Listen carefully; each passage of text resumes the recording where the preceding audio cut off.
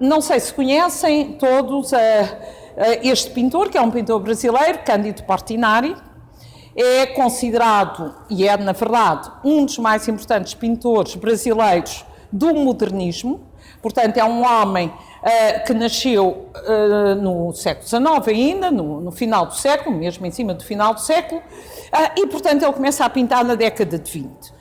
Como tantos outros brasileiros vêm de fora, vêm praticamente todos, de origem italiana, muito modesto, mas conseguiu ir estudar para a Academia de Belas Artes, e mesmo quando nós o encontramos aqui neste quadro, ele já tinha estado, no final dos anos 20, já tinha estado em Paris e em Itália.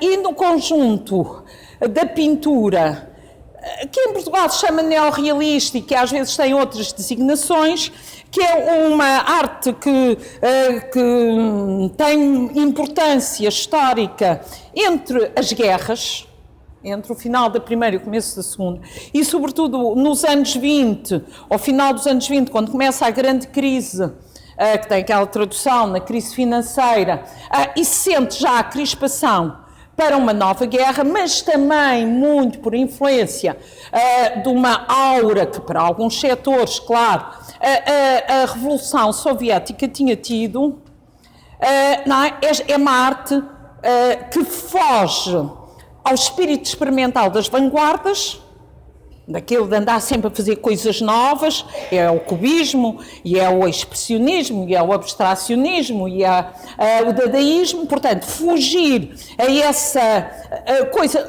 essa tendência considerada algo elitista e regressar ao tema. Fazer uma arte com tema legível, compreensível, com uma certa narrativa, e trazendo o povo, um conceito tradicional de povo, para o centro da pintura e para o centro da narrativa. Uma arte, como diz a Luísa Duarte Santos, que foi co-comissária comigo da exposição e que é uma grande especialista da arte portuguesa deste período, um novo humanismo, uma nova arte social. É aí que o Portinari está, e há nomes que vocês já ouviram falar, o Siqueira, o Ribera, o Orozco, os grandes muralistas sul-americanos. Mas que também, por exemplo, nos Estados Unidos tem um grande pintor, por exemplo, o nosso Júlio Pomar, que é a expressão maior que nós temos nos anos 40 da pintura neorrealista, prezava imenso o Thomas Benton. Portanto, o movimento é um movimento que vem de fora, que é muito intenso e que, em Portugal, no Brasil também, tem uma manifestação muito importante na literatura. Os anos 30, é a década em que se impõe, em que surge o Jorge Amado, pronto, para falar do nome que toda a gente conhece. O Graciliano Ramos, o Lins de Carvalho. Em Portugal, no final dos anos 30, o Alves Redol. Portanto, que é talvez a razão base deste museu do neorrealismo aqui. Quando ele publica os Gaibels no final dos anos 30, os Gaibels são uma arte de compromisso social. Ele vai ver as condições de vida das populações aqui da Lesíria, as formas, faz um trabalho até de etnógrafo. E a literatura é, neste museu, como se quiserem depois ver a exposição permanente, a literatura é a âncora fundamental da cultura neorrealista portuguesa. Não só no romance, também na poesia. Bom, enquanto na literatura as coisas circulam com facilidade, porque os livros são muito viajantes e fáceis de viajar, por exemplo, com a pintura não é tão fácil. E então nós quisemos, aqui neste primeiro núcleo da exposição, evocar uma história que tem muita graça e que eu costumo dizer, tenho dito sempre aqui nestas visitas, que para mim ilustra algo que o Hegel, que eu não sou nada especialista de Hegel, mas por acaso isto sei, não é? O Hegel designa pela astúcia da razão. E quando as coisas acontecem de outra maneira e depois, afinal, vão por um caminho que nos interessa. A astúcia da razão. Eu acho que nós temos aqui uma história que ilustra muito a ideia da astúcia da razão. Então, vejam, o quadro do Portinari é a única obra que nós temos aqui, nós temos 11 pinturas de Portinari. A única que não é do Portugal é esta que vem do Museu de Belas Artes do Rio de Janeiro, à coleção do qual pertence. Foi pintada em 36, portanto Portinari está na primeira fase de afirmação. E logo no ano em que o quadro é pintado, é organizada por um instituto americano dos Estados Unidos, o Carnegie Institute, uma exposição de arte da América Latina, exatamente nesta ideia destes novos modelos para a pintura. E em Pittsburgh, onde é feita uma grande exposição, o quadro do Portinari é medalhado e é destacado. E em artigos americanos da época, e depois sai logo, o primeiro livro que sai sobre Portinari é nos Estados Unidos, que é publicado, é dito estas frases sempre muito simples, mas que têm sempre impacto. E o quadro é tomado como um símbolo da brasilidade. Portanto, demonstrar essa realidade do Brasil, que ainda hoje é um bocado um não dito, deitado para baixo do tapete, o que é o Brasil. Não é? A história do Brasil era contada do ponto de vista dos colonizadores, portanto um Brasil começado em 1500, o romantismo brasileiro do século XIX já tinha engrandecido o índio, mas o índio estava lá longe.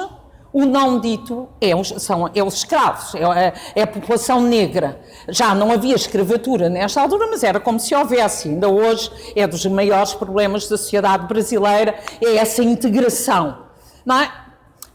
E nós hoje, todos nós, nomeadamente, já vamos ver ali naqueles quadros, a ideia de uma cultura popular que, no fim de contas, nos Estados Unidos acontece o mesmo. Só nos anos 20 é que o jazz se torna jazz. Deixa de ser que o soul, as canções dos negros, e passa a ser uma expressão artística, até com um certo espírito de vanguarda e urbano, sobretudo. Portanto, esta emergência da população negra, do negro que trabalha na plantação, portanto, é o café, que é um trabalho muitíssimo árduo, é um trabalho que vem da economia de escravos, da economia colonial, com uma capacidade narrativa, mas ao mesmo tempo com um certo sentido distanciador. Eu acho que o quadro, na forma como mostra o movimento e para o movimento, lembra um bocadinho o efeito brechtiano. Estão a ver? Quando no Teatro de Brecht a cena está ao máximo, o que é que acontece? Tudo para e ouve-se a cantar. Introduz-se um elemento distanciador, que é isso que chama o efeito brechtiano. Isto é uma pintura, não é a realidade. E eu acho que ele joga muito bem com uma espécie, que é um dos encantos também da pintura, é cristalizar um momento, não é? Porque ao mesmo tempo há aqui quase qualquer coisa de balético. E por outro lado, não é naturalista, toda a gente vê a deformação, as mãos e os pés, quem não gosta muito de Portinari diz, é aquele pintor das mãos e dos pés grandes, pronto, está bem, são símbolos fáceis do trabalho. O quadro tem uma composição muito bonita, com aquela diagonal que vai lá para o fundo ao longo da plantação, e depois com o movimento que ele dá sempre uma leveza. Quer dizer, isto é um trabalho muito duro, mas que ele transforma quase em dança, é a sensação que eu tenho. Bom, este quadro, que portanto, logo assim que regressou dos Estados Unidos dessa exposição, foi comprado pelo Museu de Belas Artes para as coleções nacionais e rapidamente se tornou, de facto, esse ícone que, de fora, os estrangeiros, os americanos, tinham dito que ele era.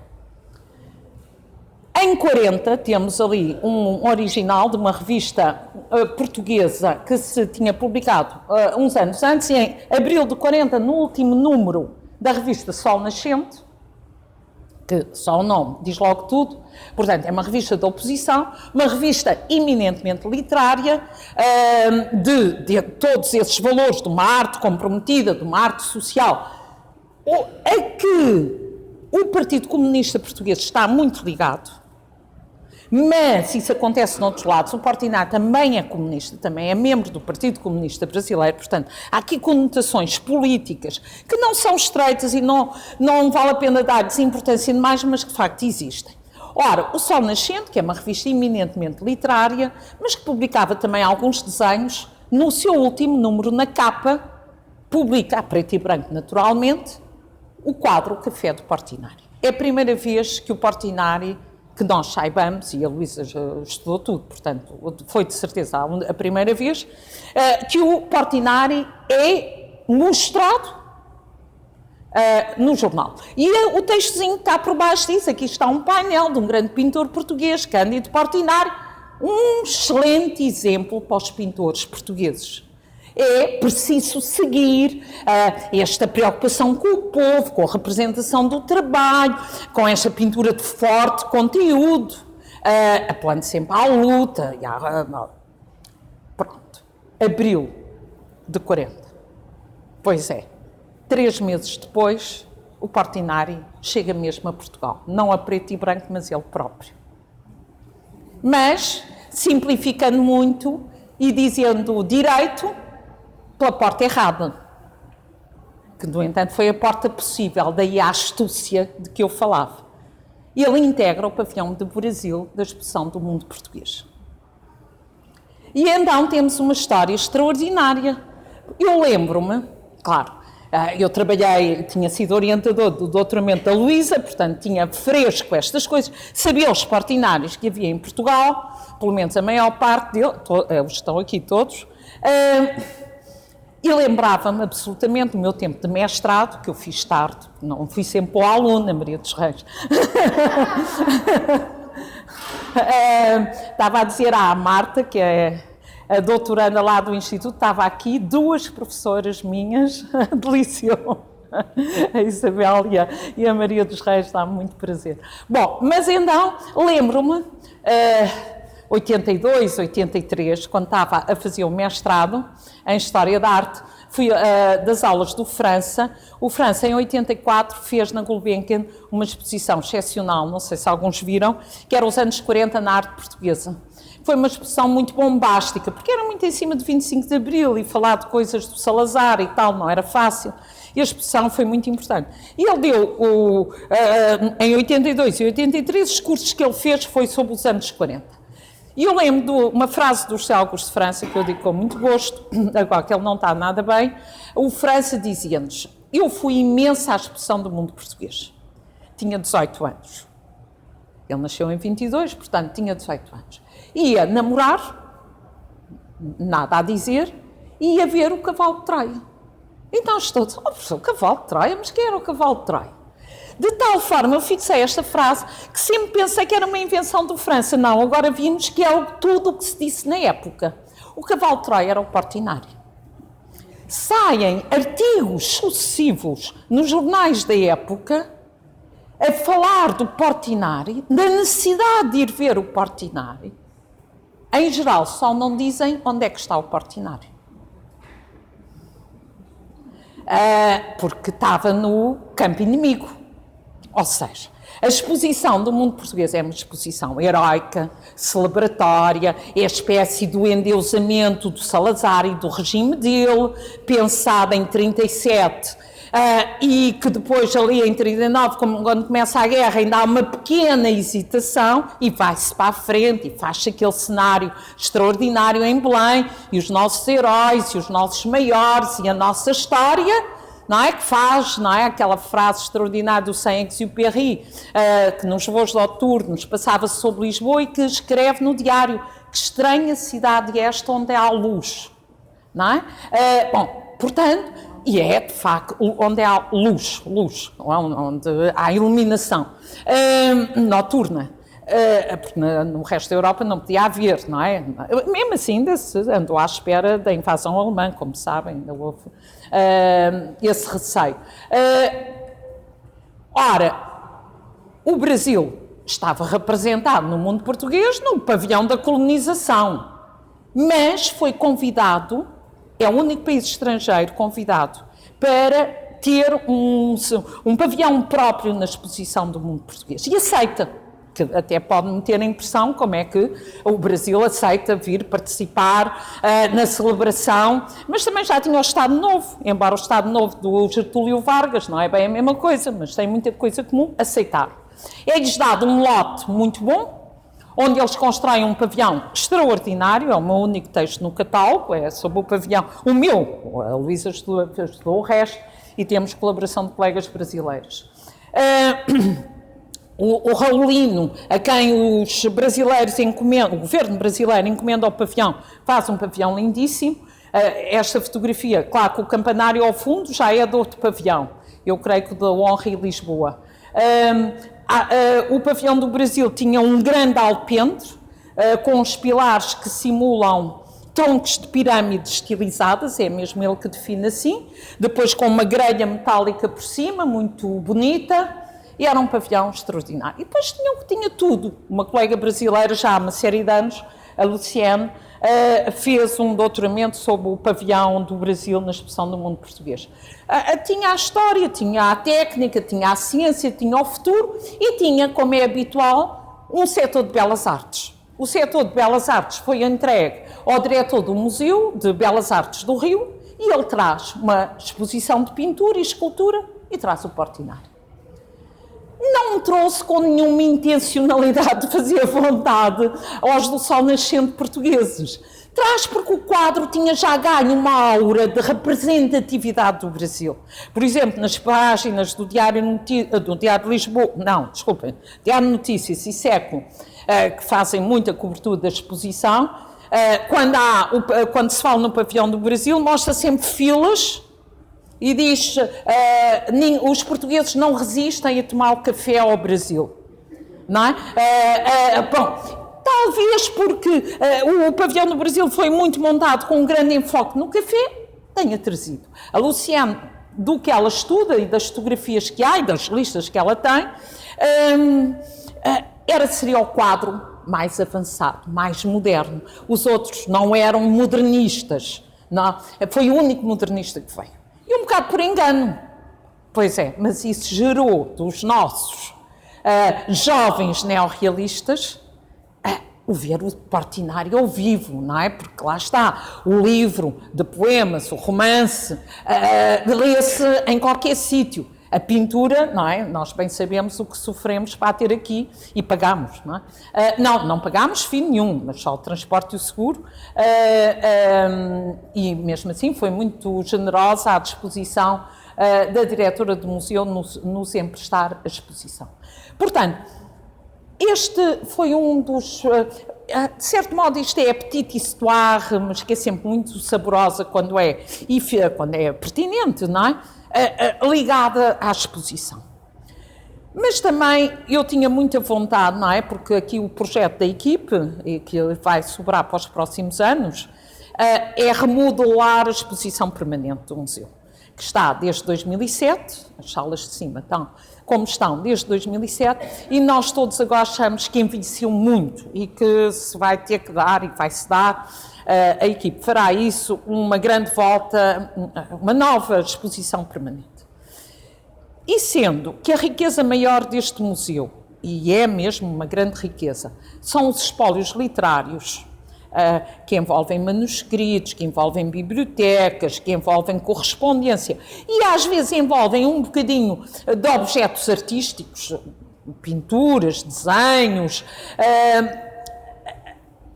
O museu é, portanto, um museu fundamentalmente do lado da literatura, que é muito ingrato para um museu. É das coisas mais difíceis que há, é expor literatura, não é? É uma das coisas que me tem consumido o pensamento nos últimos meses. E eu, como venho do outro setor, venho de museus de arte, estudo História da Arte, eu acho que faz muita falta ver arte. E, portanto, fizemos o Portinari em Portugal, porque o Portinari é um artista com centenas de obras.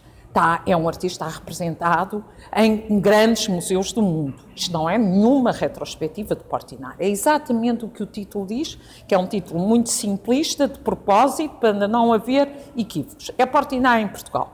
No entanto, eu sabia, Um bocado também, olha, se calhar outro tipo de astúcia, não. Aqui a astúcia é mesmo o sentido hegeliano que eu lhe encontro. Aqui não, aqui é um acaso. Mas são acasos felizes termos estes dois extraordinários Portinari em Portugal. Eu sabia que os tínhamos. E, portanto, tinha muita vontade de mostrar pintura, porque eles raramente estão expostos. De manhã tiveram cá, e foi por isso que eu me atrasei. Fui almoçar com elas, as duas colegas conservadores do Museu Soares dos Reis. Aquele painel é do Museu Soares dos Reis. Este é do Museu do Chiado, Museu Nacional de Arte Contemporânea, e raramente estão expostos. Porque nós no museu gostamos de que as coisas façam sentido. E os quadros não fazem pandan com nada, não é? Elas estavam-me a dizer que vão tê-lo permanentemente em exposição. E no passado ele já esteve em exposição. Ora, porquê é que nós temos dois extraordinários Portinaris em Portugal, que todos os brasileiros que vêm cá e que não sabem, ficam com os olhos em bico, porque este é um quadro mítico, é o jovem Portinari, é o Portinari comunista, é o Portinari do início do neorrealismo brasileiro. Este já são só 6 anos de diferença, 6 anos, porque este é de 36, este é de 41, 42, portanto, mas muita coisa tinha aqui acontecido. Primeiro, e isto também me interessa muito para os nossos colegas de serviços educativos, sabermos valorizar estas coisas. A população, nomeadamente os mais novos, terem a possibilidade de ver um óleo, mas temos um quadro cavalete, que ele faz por iniciativa própria, e temos uma encomenda. Isto são painéis de encomenda.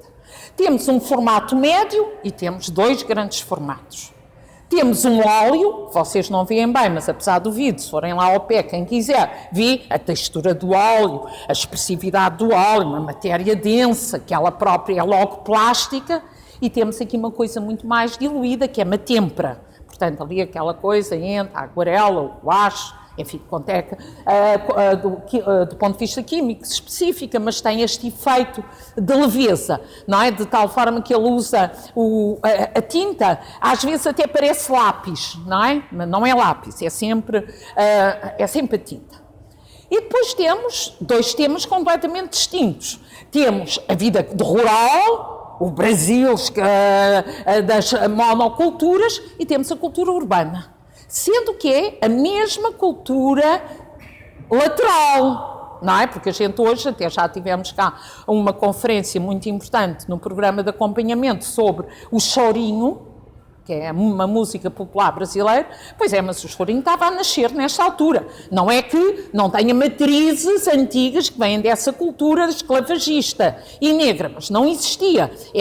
É traduzida agora de uma cultura urbana. Os espetáculos de rua, não é? E os quadros são extraordinários porque se passara uma coisa, há aqui um grande salto no Portinari. Nós tendo tão poucos quadros, é possível ver a diversidade de trabalho que este pintor tem, as permanências e alguma diversidade. Ora, o que acontece é que isto é 41, 42, ele em 39, portanto 3 anos depois de ter feito o café, é convidado para fazer a decoração do pavilhão da Exposição Universal de Nova Iorque, de 1939, onde Portugal também teve com um pavilhão, que também foi premiado, da equipe do SPN, do António Ferro. Já falei várias vezes de feiras, é que as feiras têm uma importância muito grande na comunicação destas tendências novas. Portanto, em 39, o Portinari está nos Estados Unidos, em Nova Iorque, e depois a exposição é repetida em São Francisco, a fazer a decoração interior do pavilhão do Brasil. E podemos dizer, simplificando, mas não dizendo erro, que ele viu nesse ano, 39, o quadro da vida dele. Viu o quadro da vida dele. Estou a simplificar, não lhe perguntei, mas acho que sim. E ninguém imagina qual é o quadro que ele viu. A Guernica. A Guernica tinha estado no pavilhão, lá está, outro certame internacional, que desempenham aqui um papel muito importante, o pavilhão de Espanha, da Espanha republicana de 37, a exposição de Paris de 37, parece ali a guerra, infelizmente a guerra a arrebentar, com um confronto entre as linhas estéticas dos pavilhões impressionante. Em 37, os republicanos espanhóis já estão a perder, a guerra está a correr, eles já estão completamente fechados na Catalunha e quase só em Barcelona. O Picasso só se torna para o mundo, não estou a falar da história da arte. O Picasso só se torna Picasso com a encomenda para o pavilhão de Espanha de 37, que é desenhado por um grande arquiteto catalão, o Sert, que é um pavilhão mais moderno. O Estado espanhol quis se mostrar, por esse lado, uma cultura contemporânea, o Estado espanhol republicano, convidou o Sert e convidou o Picasso para fazer uma grande pintura para o pavilhão. O Picasso andava a pensar em 37 o que ia fazer, quando se dá o desastre de Guernica. E ele resolve suspender tudo quanto estava a fazer e faz a homenagem a Guernica. E, portanto, o quadro tem um impacto extraordinário, porque também não vale a pena não considerar, independentemente dos nossos gostos e opções ideológicas, que houve uma propaganda imensa. Hoje a história de Guernica é contada de várias maneiras, não tira o desastre que foi, mas há visões históricas hoje um pouco diferentes sobre a brutalidade, que não foi tanta como é sempre horrível a gente dizer isto, não é? Mas, de facto, houve muita propaganda republicana e dos lados europeus que apoiavam a República Espanhola, e o quadro foi comprado, é uma encomenda do Estado espanhol, mas do Estado republicano. Portanto, quando acabou a exposição, já era muito claro que os republicanos iam perder. E o Picasso, embora o quadro fosse espanhol e comprado pelo Estado espanhol, era por outro Estado espanhol. Tomou a decisão de impedir que Guernica fosse para a Espanha do Franco. Não é? E o quadro vai fazer uma itinerância, é aí que a glória de Picasso se mundializa, no nosso conceito europocêntrico, não é? Europeiza e americaniza. Portanto, faz uma itinerância por uma série de cidades, por exemplo, Oslo, está em Amsterdão, Alemanha, e depois vai para Nova Iorque. E é depositado no MoMA. Portanto, foi uma decisão do Picasso. O quadro ficará no Museu de Arte Moderna de Nova Iorque até 1980, até ao fim do franquismo. Só em 80, 81, 82, ainda não havia o Reina Sofia, vai primeiro para o Bom Retiro e depois é que vai para o Reina Sofia. Bom, 39, o Guernica tinha acabado de ser instalada no MoMA e o Portinari sofre, como toda a gente, um impacto enorme. Não é? E estas duas composições têm uma marca muito grande do Picasso do Guernica, que é um pós-cubismo, um cubismo muito solto, muito aberto ao imaginário, com uma certa complexidade de valores culturais. Portanto, na Guernica é a representação do cavalo e do touro, não é? O lugar da mulher. O Portinari pega... Mas porquê é que ele faz estes painéis e porquê é que estes painéis estão cá? Bom, estes painéis foram uma encomenda feita por uma das figuras mais interessantes da cultura artística brasileira do tempo, sobretudo sediada em São Paulo, porque o Brasil, destes anos, está a mudar o eixo do Rio para São Paulo, e a mudança, a supremacia de São Paulo vai traduzir-se na perda completa dos valores da Portugalidade ainda na cultura brasileira, que era uma coisa agarrada ao Rio de Janeiro. Portanto, há um homem que emerge aqui muito interessante, que é o Assis Chateaubriand, de origem francesa, mas isso eles têm sempre essa mescla. O Assis Chateaubriand é um homem poderosíssimo, rico, como só. Nas Américas essas coisas aconteciam. É o senhor rádio e televisão. É o homem que nos anos 40... instala, ou está por trás, a televisão é pública, mas os interesses são do Chateaubriand, é o senhor rádio e televisão. E é para decorar a sede da Rádio Tupi que é um edifício enorme no Rio, construído na altura, que ele encomenda 8 painéis ao Portinari. Em 49, na verdade, há um incêndio, a mania dos brasileiros terem incêndios, e os painéis, 6 painéis desaparecem no incêndio e salvam-se estes 2. Ora, o Assis Chateaubriand, além de ser o senhor rádio e televisão, é o homem que mais faz para o Brasil entrar, Brasil via São Paulo, mais do que o Rio, entrar no mapa da arte contemporânea internacional, que é um mapa difícil. É ele que cria o MASP, não sei se alguém conhece, um museu extraordinário, Museu de Arte da cidade de São Paulo, com um projeto da Bobardi, uma arquiteta italiana extraordinária, uma figura muito interessante, com uma coleção que é dele, que ele compra naquele período bom entre as guerras, ou mesmo durante a Segunda Guerra. É uma das coleções, bom, tirando as dos Estados Unidos, mais importante tem, será o Degas, é a melhor coleção de Degas fora de França, Cézanne, Monet, Picasso, Braque, uma coleção portentosa. É o homem que cria a Bienal de São Paulo, que ainda hoje existe, a primeira Bienal de São Paulo de 51 é promovida e o Brasil entra no quadro internacional.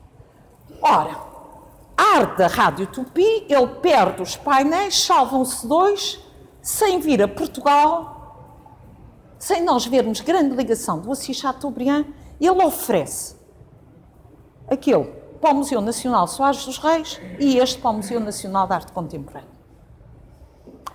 Eu trabalhei bastantes anos no Museu de Arte Contemporânea, dito Museu do Chiado, e sempre nos fez espécie esta história e nunca encontramos grande razão, senão assim não encontramos documentação. Agora tentámos aprofundar um bocadinho as questões e fomos primeiro por uma via errada, porque nos surgiu, e até foi uma colega minha brasileira que sugeriu, disse aquela frase típica que a gente diz sempre dos ricos: Raquel, o Chateaubriand não dava nada a ninguém. Portanto, há qualquer razão.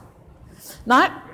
E a Luísa passou 3 semanas nos arquivos da RTP, porque eu disse: Luísa, é a altura que a televisão vai arrancar em Portugal, ele é o homem da televisão no Brasil, será que... Não encontramos nada. E agora, a minha colega Maria Daires, do Museu do Chiado, minha amiga, minha colega e é conservadora do museu, olha, é aquela coisa que eu digo sempre aos alunos, a gente o melhor é ler 2 vezes, já lemos 2, ler 3 vezes, já lemos 3. Às vezes, à 10ª, lemos num documento aquilo que nunca tínhamos lido antes. É assim, tem dias. E parece que foi o que aconteceu à Maria, porque aquelas cartas não estavam escondidas em lado nenhum. 4 ou 5 cartas, que já tínhamos inaugurado a exposição, portanto não está nada no catálogo, não é a prova real, mas é quase a prova real. E agora sabemos a história que é inacreditável e a gente nunca nos passou pela cabeça. Portanto, o incêndio foi em 49, a oferta dos quadros é 51. Exatamente em 50, entre 49 e 50, há um grande leilão de arte em Portugal, dos quadros que estavam a decorar o Café Leão de Ouro, ali na rua, onde ainda é o restaurante Leão de Ouro, na 1ª de Dezembro. Eram os quadros da primeira geração naturalista portuguesa. Entre eles o quadro grande do Columbano Bordal Pinheiro, que é o Grupo do Leão, com Silva Porto, com os artistas dispostos à volta, o Malhoa, o criado com a bandeja em cima. Eu sei isto tudo de cor, eu que não tenho grande cabeça, porque o França, nos testes, nos obrigava a descrever os quadros, a descrever sem ver. Eu lembro-me de estar a descrever os bêbados do Malhoa. Eu dizia, são quantos copos, é um jarro, onde?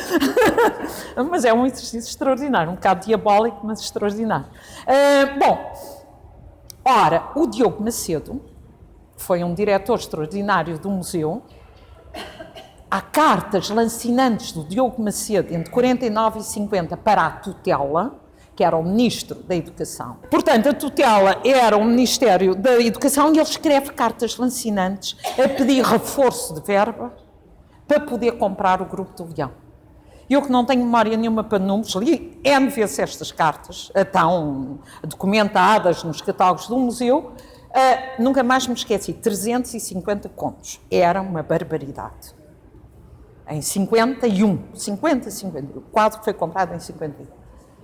E o Diogo Macedo chora e implora e volta a dizer. E, de facto, havia uma carta que eu já tinha lido, como todos nós, em que ele, no fim, diz, e nós sempre achámos que ele estava a fazer um bocado de género para conseguir o dinheiro, se Vossa Excelência não dá a verba a este museu, o quadro corre o risco de ir para o Brasil. E nós sempre achámos que ele estava a fazer um bocado de género. E, embora saibamos que o Museu de Belas Artes do Rio de Janeiro e a Pinacoteca do Estado têm importantes coleções de naturalistas portugueses, que vendiam muito no Brasil, para essa comunidade, sobretudo portuguesa. Ora, o que a Maria de Aires agora encontrou foram 4 cartas, que não sei onde ela as tinha escondido, ou que já nos tinham passado para as mãos e ninguém tinha reparado, que são a chave. Então, são cartas de 2 direções. Homens influentíssimos, como eu fixei, mas é mais, são pai uns 3 ou 4, só fixei 2. O Cupertino de Miranda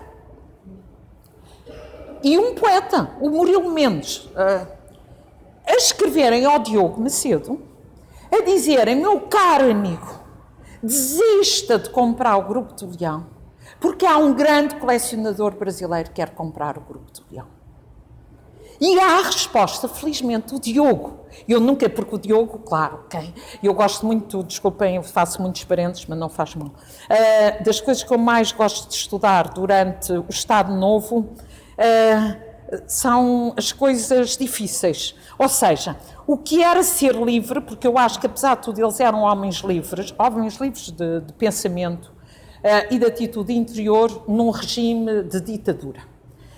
Um homem como o Diogo não podia ser um anti-regime, não podia, desempenha um alto cargo de Estado, mas também não é um homem do regime, ele anda ali. E raramente a gente vê estes homens a tomarem posições muito fortes, eles atuam, andam em gicana, têm que andar. Cartas completamente indignadas do Diogo, mas para eles que eram amigos dele, nomeadamente o Murilo Mendes. Não há direito, vocês que têm dinheiro aí no Brasil, ajudarem a fazer as coleções brasileiras em vez de me ajudarem a mim a comprar o quadro. Portanto, não tem outra leitura, o quadro só podia ser o Grupo do Leão. E, portanto, era o Grupo do Leão, portanto, o Assis Chateaubriand quis comprar o Grupo do Leão. E porquê?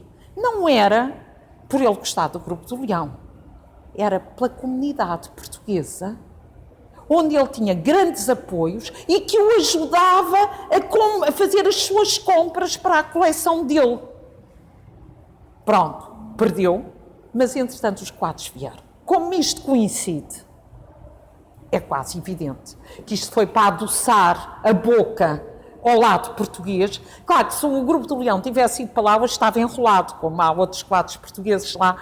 No Museu de Belas Artes, não, mas na Pinacoteca do Estado de São Paulo há 2 colombanos que estão enrolados, que a Maria de Aires nunca mais consegue que eles os desenrolem, pelo menos para ela os ver, e o Grupo do Leão estaria igual. Portanto, correu bem a história e nós ganhámos 2 portinais. Não, o Diogo ganhou em todo o campo.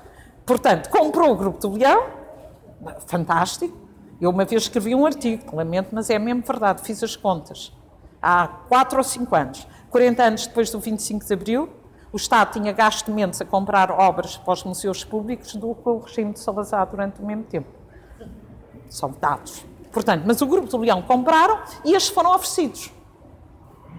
E, portanto, era com isto que eu contava, percebem, que ter este... Na verdade, eu devo-vos dizer que faço uma enorme batota, porque a minha colega Luísa, quando faz as visitas guiadas, falas bem, eu é que não faço, porque isto é o primeiro núcleo, este é o último. Mas, felizmente, eu posso pôr o primeiro no último para falar deste caso.